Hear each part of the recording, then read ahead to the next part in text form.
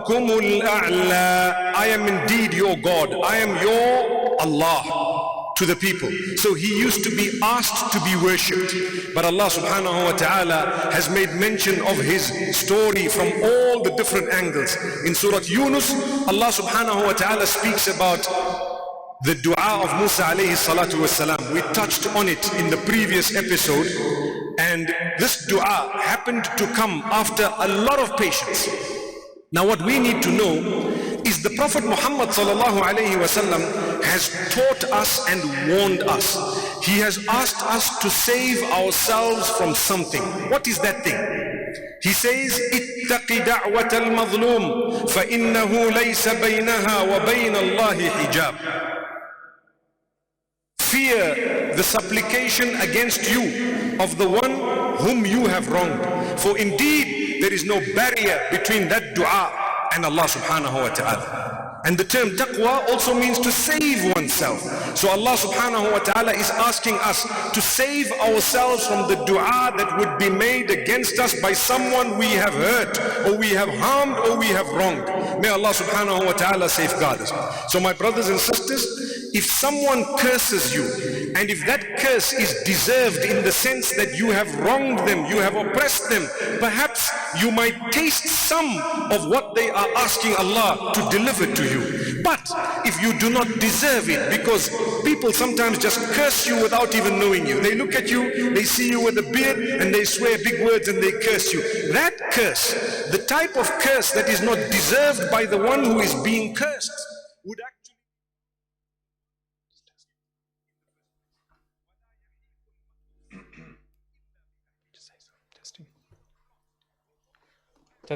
Testing, yeah.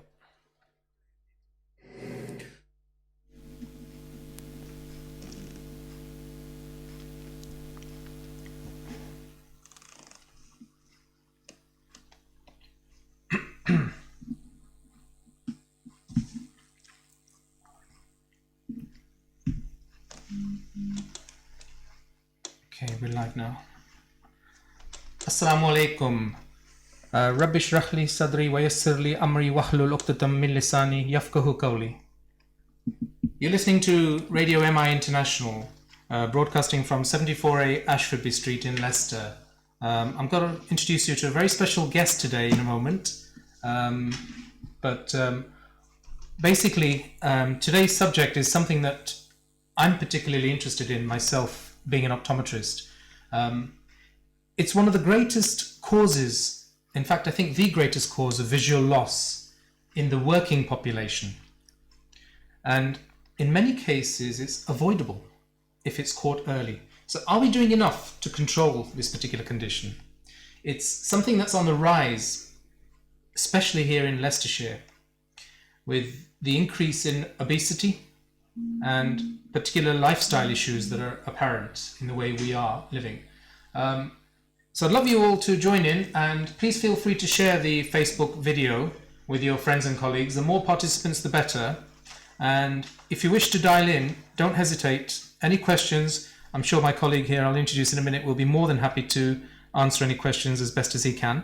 The studio line is 0116 4622 506. 4622 506. And you can pass questions through Facebook as well. We're on Facebook Live at present. So it gives me great pleasure to introduce Dr. Joe Dales from the Leicester Diabetes Centre. Good evening, Joe. Good evening, Riaz. Good to have you on board. Now, Thank you. I understand you're a registrar as well at the Leicester General Hospital. Yes. So I work at the Leicester Diabetes Centre and also work as a doctor there. So essentially it involves a mixture of clinical work and also research work as well. Excellent. Now, Joe's hot-footed it straight from his football game today. So yes. How did it go? I did actually, yeah. I'm feeling a bit sore after it though. Yeah, all right. Yeah. It's always the case, recovery. I find that at my age as well. I play now and again, not as often, but I think I'm looking forward to Leicester's match. Yes, on Wednesday, isn't it, against Atletico? I think they let us down against Everton, but we're expecting that. I think half the team is safe. Okay, I think interesting actually, talking about sport. Now, your speciality is diabetes. Yes. And we've got some very interesting facts and discussions to talk about over the next 45 minutes or so. But Actually, I do recall, I'm showing my age now, in the 1980s and 90s, there was a professional footballer by the name of Gary Mabbott. Okay, yeah. He was a type 1 diabetic. So it doesn't preclude you from playing sport. No, not at all. No. And in many ways, it's helpful and an important part of diabetes to take part in regular physical activity. There are unfortunately complications that can be increased with people who do sport with diabetes, but that's not to say you can't do it at all. Correct. It's on the increase, isn't it, at the moment, especially in Leicestershire, and amongst mainly we're finding the Indian subcontinent and relatives of people who've come from India and Africa and elsewhere. Yes, unfortunately, I mean, it's on the increase in everywhere in the world, but we're certainly seeing a particular increase in populations in South Asian patients within Leicestershire, but also in South Asian patients within South Asia and within Africa. They're really the areas where diabetes is likely to, the greatest burden of diabetes is likely to be in the next sort of 10, 20 years. Okay, well, we've introduced Joe to Indian chai today. Yakub, I brought in some... It's very nice tea. I've not had this before. We're not putting a plug in for this particular place because we can get it from many places. So he's tried it for the first time, apparently, with the spices. Yeah, it was very nice. Not what I was expecting. Okay, we'll introduce you to a few more Indian delicacies if you can hang around. I can't guarantee it'll help you lose weight. No. Some of the foods are very rich nowadays, and I think that's an important issue to discuss. I think one thing that I'm concerned about is the plethora of these dessert parlours that are creeping up all over the place in Leicestershire. I understand there's 2 new ones which have opened up recently as well. I mean, what is it about a dessert? It used to be that people used to go for shisha cafes, the youngsters, but now it's let's go for a dessert. And what is actually in these desserts, and is it useful to have, or do you feel it's something which could contribute to a poor lifestyle and a high risk? I mean, I think people go for them because they taste nice and it's quite a sociable occasion, but I think one of the things to be aware of is that there is actually a very high calorie content, particularly fat and sugar, and many of these desserts, if you look at the ingredients or look at the label, you find they contain sort of 700-800, maybe even 1,000 calories, which is about half of what you should be having in a day. So it's very high in calories. So it's one thing to be aware of, but I would agree that they often do taste very nice. Right, we're building up an audience. We've got a few people who are online. So any questions, please, regarding diabetes or any family members you may have, please feel free to fire them. Dr. Joe Dales is kindly coming today to discuss a new trial, which we'll talk about later on. Yep. Something that's going to assist diabetics in their ability to fast during the forthcoming month of Ramadan. And this new drug apparently is one which is I don't know much about it, but apparently it's going to be something that will help control the HbA1cs, the level of your blood sugar levels. Okay, so really we have to balance, as Muslims, religious beliefs versus the medical control of certain things such as diabetes here. If you ask any of the imams, I'm diabetic, do I need to fast? I think generally speaking, I might be speaking above my level here, but generally speaking, I think they'll turn around to you and say, no, there is an exemption. That doesn't automatically mean that, yes, I'm exempt from fasting. If you can fast during Ramadan, the rewards, as you know, are phenomenal. And you feel left out if you're a diabetic, I'm sure. There are ways which you can actually control your blood sugar levels and still fast. So that's something we'll talk about in a moment. But what is diabetes? And you know, I want you to just explain for the benefit of the audience, what is the difference between type 1 and 2 diabetes, from a basic nutshell, right down from the basics, please, if that's all right. Yeah, certainly. So diabetes is fundamentally around a hormone called insulin, and the difference between type 1 and type 2 diabetes, in type 1 diabetes, the pancreas, which produces insulin, doesn't produce the insulin, unfortunately. So it's a complete lack of insulin in the body, which is why when we treat type 1 diabetes, the treatment is around giving insulin. There's no other treatment available, unfortunately. Type 2 diabetes is different in the sense that the body still produces insulin and the pancreas still produces insulin, but the tissues, the cells, the liver isn't receptive to the insulin in the same way that it would be in people without type 2 diabetes. So that's why the effects from the diabetes is very similar in terms of the blood sugar going high, but it's to do with the difference between not producing the insulin and the body's sensitivity to the insulin. So that's the main difference between type 1 and type 2 diabetes. Right, I'm just conscious, I'm looking at my YouTube video and I'm just getting a little blue blob where my face should be. So viewers, if you can just excuse me, I'm just going to push that microphone away. I think it's that one, it's not this one. Just bear with me. That's the one.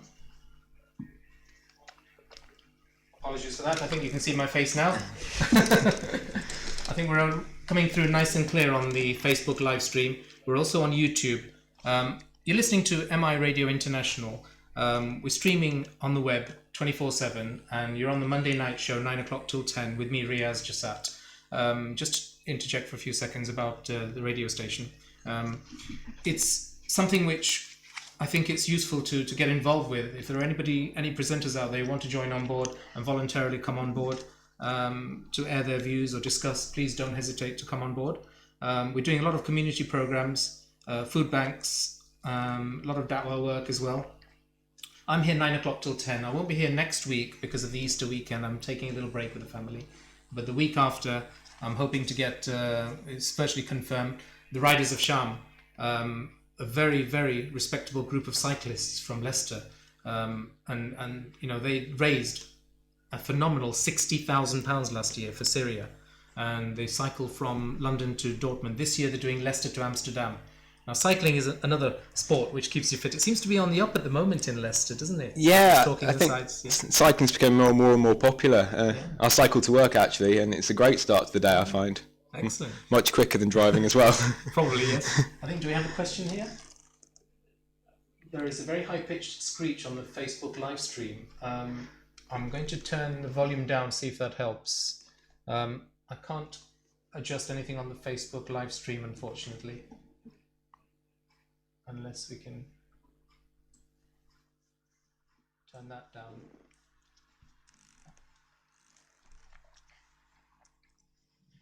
Okay, hopefully that should be a little bit better, or maybe I'll speak a little bit softer.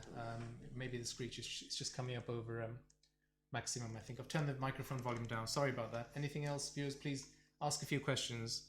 We're happy to answer them. As I said, you can phone into the studio line on Leicester 46222506, or you can leave a comment on the Facebook stream. You can even text in or WhatsApp on 07510 76 99997. I'm here with Dr. Joe Dales, and we're just discussing diabetes and its control. So we've talked about diabetes, its definition, type 1 and type 2. What parts of the body can it affect? Now, myself, I know that retinopathy is a major issue, and we're screening a lot for diabetics. And we've got a machine which actually does a 360-degree retinal scan. I don't know if you've heard about this. Yes, the Optima. yeah. It's a very useful machine because you can clearly track changes with the back of the eye, whereas previously you'd look in the back of the eye. It's very difficult if you've not seen the same patient before and you're going on a drawing that might have been several years old. Correct. I think there's a lot of fundus photography going on as well, with the GPs doing the regular screening. So apart from the eyes, what else can diabetes affect in terms of the body? Which parts of the body are affected if it's not controlled? Yes, so unfortunately diabetes can affect most organs within the body. If we start at the feet and maybe work up, so in the feet it can affect the nerve supply, meaning people can get pain in the feet, and it also mean that people don't necessarily have the sensation in the feet, so maybe more likely to get ulcers or blisters or things like that. It can also unfortunately affect the blood supply to the feet as well, which means that people might be more likely to get infections and things like that. It can affect the kidneys as well, and in the fact that people with diabetes are more likely to get kidney failure, and it can be quite a progressive disease. Again, unfortunately, people with diabetes are more likely to get problems with the heart, in particular having heart attacks, and the final other unfortunate important thing that is increased in patients with diabetes, increased risk of stroke. Right. Okay. I mean, obviously it's only a part of the jigsaw by the sound of it, and if we can nip it in the bud, I think in many cases it can help get early treatment, early diagnosis. So unless you're aware that there's a hereditary risk, which I think a lot of patients of mine have, what are the signs that you may be diabetic? Yeah, so in many cases, for many people, actually, there might not be any signs at all, because unfortunately, the damage can occur long before people start getting symptoms. The symptoms that people can get with diabetes, the main symptoms what they get before it's diagnosed, would be things like particularly thirst, passing lots of urine, getting up in the night to pass urine, and also things like feeling very lethargic as well. They're the main symptoms that people who haven't been diagnosed with diabetes, who get diabetes, and how they first present. But for many people with diabetes, actually, they don't have symptoms, and we pick it up through doing blood tests when they come and see GPs in clinic, when they come to hospital, places like that. So they probably haven't had any symptoms at all. Yeah, I mean, I was called up to the GP for a regular 50-plus Wellman check. Yeah, and I think that's pretty important. I think many patients tend to, especially men, we tend to neglect our health more so than women, I feel personally. So please, I urge you listeners that, if you do have any concerns, any of the symptoms, which Dr. Joe is actually, Joe, I'll call you from now on, which Joe has mentioned, do present to your GP. So increased thirst, frequent passing of urine, getting up in the middle of the night to go, and a feeling of lethargy, tiredness. Obviously, going to the loo quite often can also mean other age-related problems, such as prostate problems, etc. But don't confuse the two. If there's anything you're concerned about, please do go and see your GP. I've got a question here on Facebook. Is diabetes hereditary? What kind of a lifestyle can help to prevent this if it runs in the family? Sorry, is that a call coming in? I'm not sure. Just check that. Hello? I've got a flashing light. I'm not sure what this flashing light is, but I'll ignore that. It doesn't look like it's a call. So going back to the question, sorry. Is diabetes hereditary? What kind of lifestyle can help to prevent this if it runs in the family? A question on Facebook. Yeah, so if we focus on type 2 diabetes, which is to do with the body being resistant to the effects of insulin, which is 90% of people with diabetes have type 2 diabetes. This is a mixture of the hereditary, so your genes, and also lifestyle factors. Unfortunately, some people have it in the family, and the effect that no matter what they would do in their lifestyle, unfortunately, they're still going to get it. But for most people, it's a mixture of lifestyle factors such as diet and exercise, and the genes that unfortunately we can't do anything about our genes, but we can change our lifestyle. Lifestyle, correct.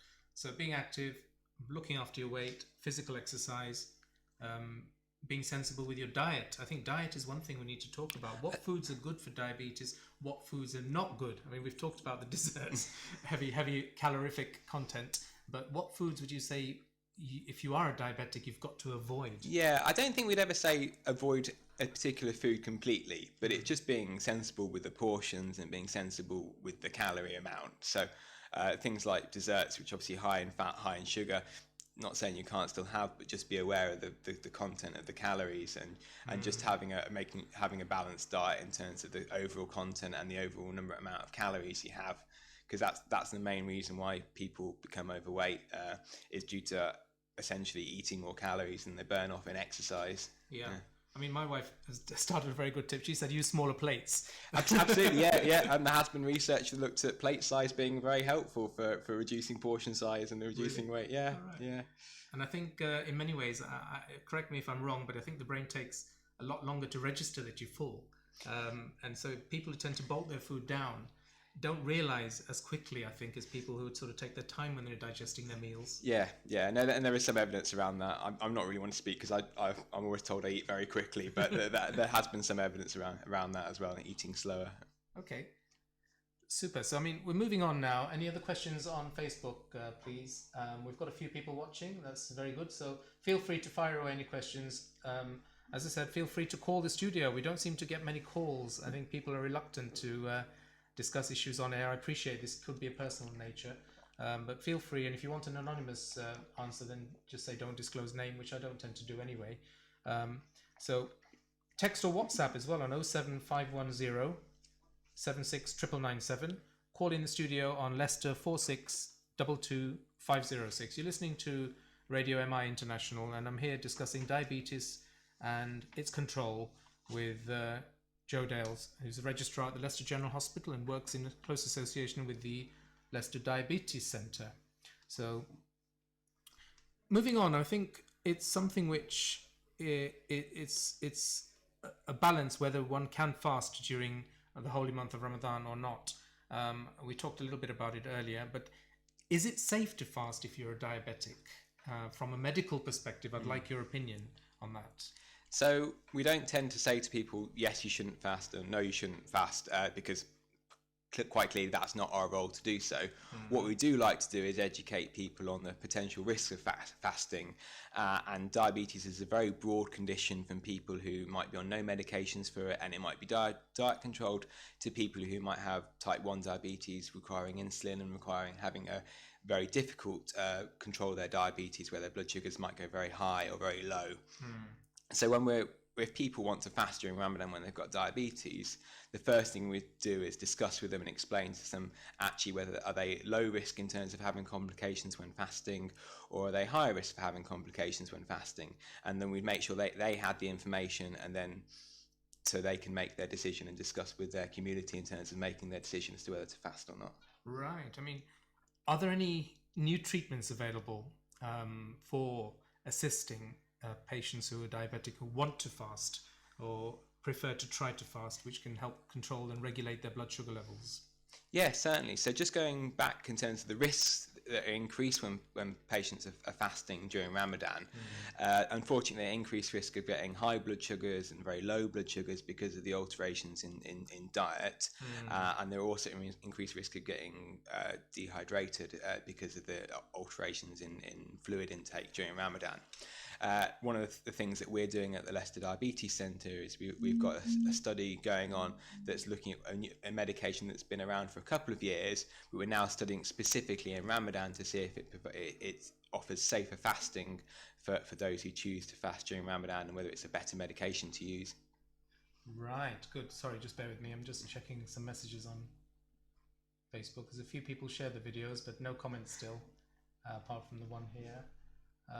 Excellent. And the Leicester Diabetes Centre, I think how I got involved and found out about this, we had a mosque open day at Thurnby Lodge Community Centre, and there was one of your colleagues, Natasha Wellman, and she was wonderful, very enthusiastic individual who was very proficient in what she was talking about, and we started chatting about diabetes and eyes, and then I mentioned about the radio show, and this is how we've managed to get you on board here. So I'm glad you've come. I really appreciate that. And I think we've got a few comments coming through, but people are watching, but I'm just wondering if there's anything specific they'd like to ask regarding this diabetes. The trial we're going to talk about in a moment, sort of just to sort of wind down on where your background comes into it. Yeah. What is this trial that's happening with regard to medication to help assist fasting? Yeah, so it's a trial that's looking at a medication called canagliflozin, which is essentially a medication that has been studied extensively in trials over the last 2 or 3 years and been very helpful for the HbA1c, which is the long-term measure of blood sugar control, and also in terms of weight loss as well. But what it's not been extensively studied is in patients fasting during Ramadan. So this trial is comparing this new medication canagliflozin against medications that's been around for a bit longer that has been studied in Ramadan, to see which is the best medication to help people safely fast during Ramadan. Super. And how do patients wanting to go on this trial contact you or get involved or find out more information about this particular trial? And what are the timescales involved, and what are we looking at? Because obviously Ramadan is just around the corner, guys. It's not far away.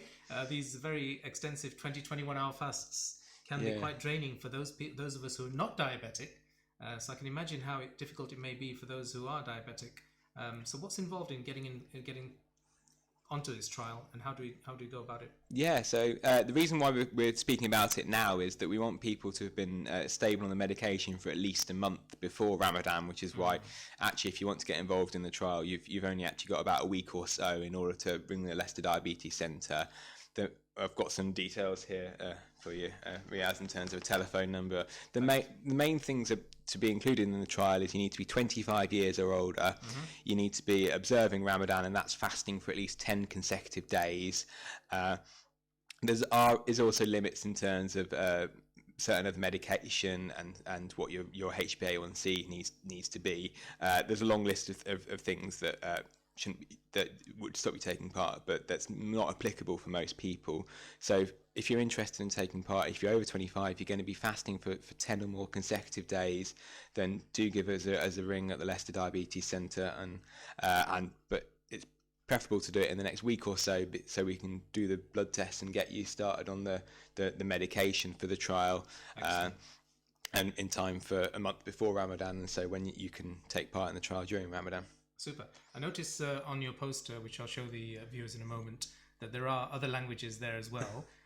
So, I mean, are you able to assist with patients who, for example, may not have English as their primary language? Yeah, so that's possible. We can book interpreters in order to explain about the trial. What I would suggest is you giving the department a ring, because obviously if we're going to book an interpreter, and we need to have time to do that, so that's obviously important to get in touch with us as soon as possible. So how many members are you trying to recruit, or is it just as many as you? As many as we can. I mean, our maximum is about 50, Right. but so we've got about 20 or so. But realistically, as many as we can, I think. And whilst most people who ring up about the trial find they can take part in the trial, unfortunately, some people find they can't take part in the trial. So that's also why it's good to have as much interest as possible. And Excellent. And is it in association with family GPs, the trial? Because obviously you're changing their level of control. Yes. So we make sure that the GP is informed, because obviously we may well change your medications, and clearly that's something the GP needs to know about. So that's something the GP would be informed if you're taking part in the trial. Super. So guys, very important.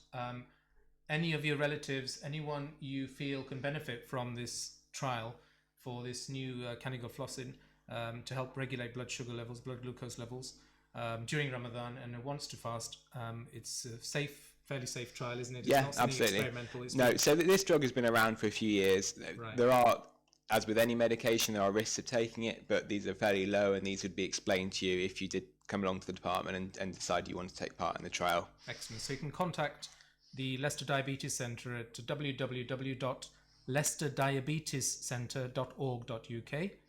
You can email them at kanduramadan, spelled Ramadan, kanduramadan@uhl-tr.nhs.uk.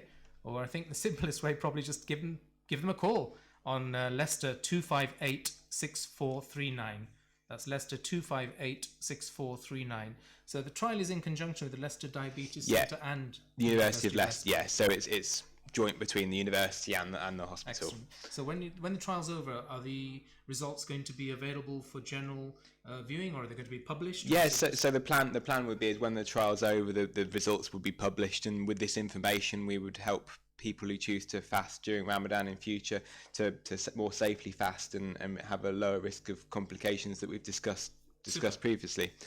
One thing I will say is the trial is obviously focused in Leicester, and we're predominantly recruiting within Leicester itself and within Leicestershire, and we can reimburse travel expenses up to £10 and parking expenses. Excellent. If it's one of the UHL hospitals, then I know the parking charges Absolutely, yes. can be quite high. I'll make no comment about that. No, I used to work once in Leicester Royal Infirmary, and I think a couple of my relatives do as well, and it can be quite high if you can get in there. Yes, yeah.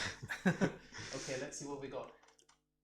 How much time would people need to commit visits to the Leicester Diabetes Centre? So obviously this involves a little bit of commitment in terms of appointment scheduling. Yeah. A comment there asking how much time would be required for this. Yeah, so we trial. require 3 visits. The first visit would need to be within the next week and a week and a half, in order that we had the blood test done, and then we'd have a visit 3 to 4 weeks after Ramadan, and then and then 3 months after Ramadan. Oh, I see. So it's not during Ramadan. We wouldn't actually, because the idea is that we'd have people stable on the medication 4 weeks before Ramadan. So whilst we would be available on the phone, or if people rang up the department during the working hours for help, actually the idea is you wouldn't necessarily need to come during Ramadan. Super. So that's a limited involvement, but I think it's a very valuable trial, brothers and sisters. So I've got one more question there. Are there interpreters on hand to assist with any language barriers? I think we've covered that. Any language barriers? Well, I don't think that's that's possible, but we've got a few interpreters I think you can get hold of. Yeah, absolutely. We have an interpreting team that we can get hold of, but Excellent. actually we need as much notice as possible, and most languages we can facilitate and have an interpreter there for. Super duper. So I'm just going to run through those website addresses and emails and telephone contact numbers again. I think the best thing is the telephone number for the Leicester Diabetes Centre research team, Leicester 258 6439. 258 6439. The email kanduramadan, RAMADAN, that's spelt, kanduramadan at uhl-tr.nhs.uk,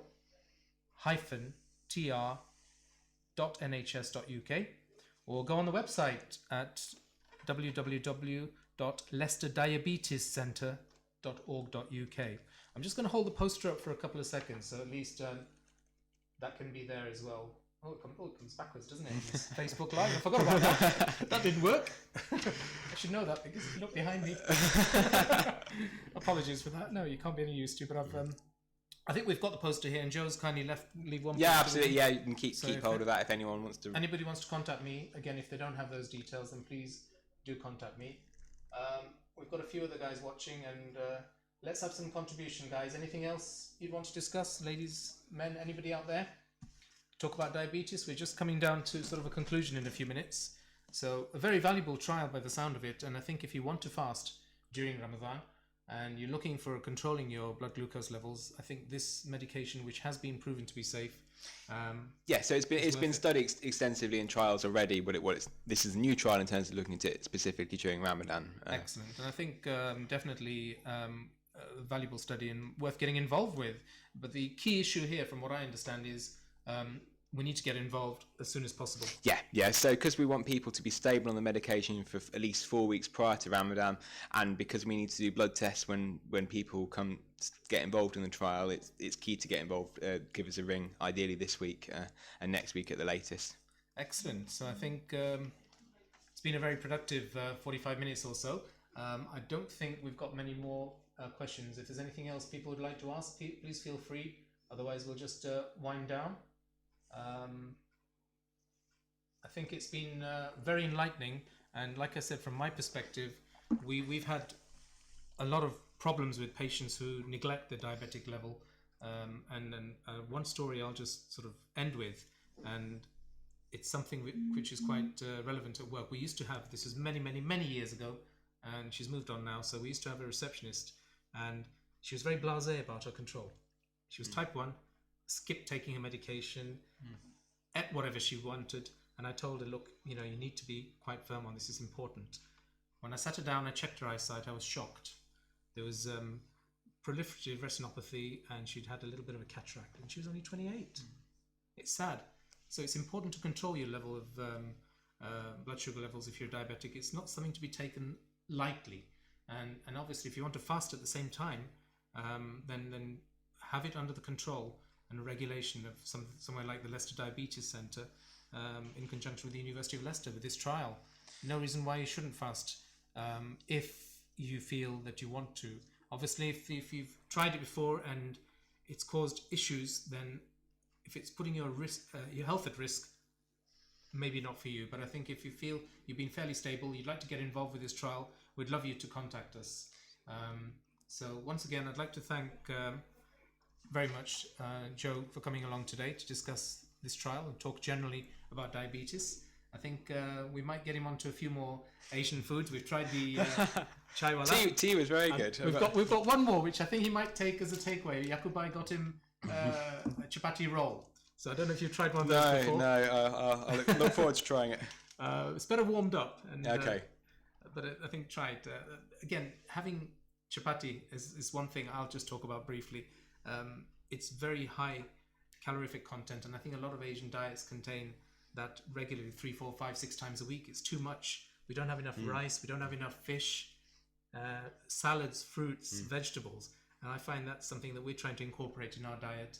But very, very few households tend to want that. When it comes to fasting, it's all the fried foods. And I urge you not to have, when you break your fast, a heavy quantity of fried foods, because that is the worst thing you can break your fast with. I think Joe will agree with Yeah, me. absolutely. You want foods that are going to release energy slowly, which would be your carbohydrates. So that would be particularly your rice, so you can get a slow release of energy for when you are fasting. And when I fast, I like to sort of have porridge or wheat-based products, things like that. Yeah, absolutely. Yogurt and coconut water is good for reducing dehydration, I find. And when we break a fast, I sort of go for the Arabic method. I tend to go for the Turkish bread, yogurt, and a few dates, and you're done. And then some light meals afterwards. So, you don't have to be heavy on your calories when you're fasting. And we're not far away from the month of Ramadan. We're already into the final 40 days, I think, if I'm not mistaken. So with regard to this trial, let's have a few people come forward, please. You haven't fed him any jalebis. I'm sure you've tried them. The orange circular things, the sweet. Okay. Have you ever tried them? I don't think so, no. We're going to get Joe converted onto Indian foods here, I think, eventually. Very, very heavy. High sugar content. Don't think he'll have that. Otherwise, he may not score as many goals next week. No. Jalebis are a fantastic Indian dish in moderation. Very sweet and sickly. It's an orange circular, like a Catherine wheel. You might come across it in some Indian shops. I might, I'm trying to think if I've had it before. Avoid it, okay. There are many other studies that you may be able to partake in. If this one is not suitable, please give the LGC a ring and get involved. Yeah, so I haven't got time to run through all the trials, but we do a number of trials at Leicester Diabetes Centre.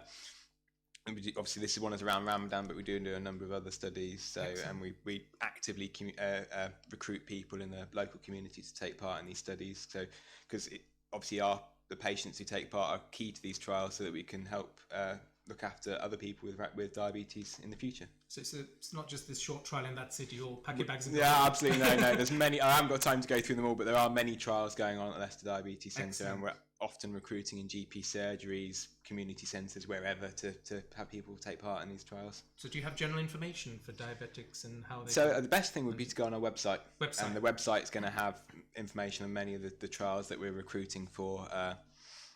What I would say is, if you're not interested in taking part in the trial, but you want to fast during Ramadan and you've got diabetes and you're worried if it's safe, is to go to your GP or your diabetes specialist nurse and get further information. And certainly do that sooner rather than later, so that they've got time to see you and you've got time to adjust to any medication changes that you might be suitable to make before Ramadan. Super. So I think just the website again, leicesterdiabetescentre.org.uk. I think if you tap that up, you should get all the information you need. So obviously this is from my cousin. His wife works at the Leicester Diabetes Centre. I think she works closely with Natasha. Yeah. So good that she's listening in. Anyone else? Any more final comments before we wind down? It's been a very productive, nearly an hour, 45-50 minutes. So we've done well. If there is something in terms of follow-up after Ramadan, in terms of the results, would you be happy to come back on? Yeah, certainly. Yeah. So this is actually the second Ramadan that we've been running the trial on. So we certainly would be publishing the results. What I can't say is exactly when they'll be, because obviously we're working in other centres and I can't give away important information too early. But certainly when we get the results from the trial, we'll publish them, and we're quite happy to when we can come back on and tell you about this and tell you the results of the trial. Excellent. So there we are, folks. Leicester Diabetes Centre working for you. Working to your advantage and benefit, so please use them wisely and sensibly. Please do try and get involved in this trial. Share this video. Mention to family and friends any diabetics who you feel may want to sort of get involved with this trial. The more the merrier. We're looking for at least 50 people to come on board to see if they can fast effectively with the canagliflozin. Have I said that correctly? Canagliflozin, yeah. Canagliflozin. I've not come across this drug, but I think it's something I'll be researching as well and offering to a few of our patients at work who I'll come across over the next few weeks. But the key take-home message is get involved now. Contact the Leicester Diabetes Centre. Look on the website for their other trials and watch this space. Hopefully we'll be able to feed back to you sometime in a few months to see what's going on. So that's coming to the end of my show. As I said, next week I'll be taking a break. Easter weekend, so I shan't be here. Monday, bank holiday. I'm sure you guys have got other things on as well. Family weekend. And it just leaves me to say thank you to Joe once again. Thank you for having me on. Excellent. It's been a pleasure. Joe is the registrar again, just to say, at Leicester General Hospital. His time is very valuable, so I really appreciate him coming down today. And we'll be back with you on the 24th at 9 o'clock till 10, when we'll be interviewing again the Riders of Sham, the cycling group who are trying to raise funds for Syria. And that's a topic which is very, very much in the news at the moment. They cycled last year, as I said, from, I think it was London to Dortmund. This year they're doing Leicester to Amsterdam. Absolutely phenomenal group, and they'll be here on board, and we'll try and see if we can send them off again Saturday morning. They normally set off from Clock Tower. It's a phenomenal group of cyclists. My brother and my cousin are involved in that as well. And very fit guys. I'll tell you what, cycling obviously is something which keeps you fit and active. Something I might try one day, but I think it's finding the time. Okay, thank you very much for listening, and any questions, please leave them afterwards and I'll pass them on to Joe. I've got his contact details. Feel free to share the video, please. It's an important topic, and especially coming towards the fasting month, so get involved with this trial as early as possible over the next week or so, but do look on the website. Fantastic job the Leicester Diabetes Centre are doing. I can vouch for that, so do get involved in any capacity. It'd be useful. Thank you very much, and we'll see you inshallah in 2 weeks' time. أميرات القرآن بالأذكار وبالإحسان، هن أميرات القرآن بالأذكار وبالإحسان، وسلوك يحمي الوجدان وعطاء يبني الأوطان، وسلوك يحمي الوجدان وعطاء يبني الأوطان، وعطاء يبني الأوطان. أميرات القرآن، أميرات القرآن، أميرات القرآن، أميرات القرآن، أميرات القرآن، أميرات القرآن.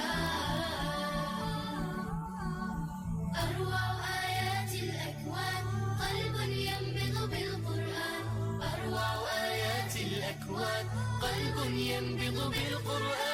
وهنا الفخر له عنوان، هذه أميرات القرآن، وهنا الفخر له عنوان، هذه أميرات القرآن، هذه أميرات القرآن. وهنا للأخلاق حضور، فاحت عطرا فاضت نور، وهنا للأخلاق حضور، فاحت عطرا فاضت نور،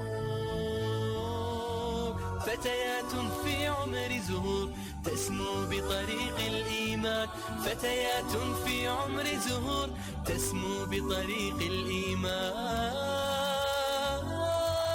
تسمو بطريق الإيمان.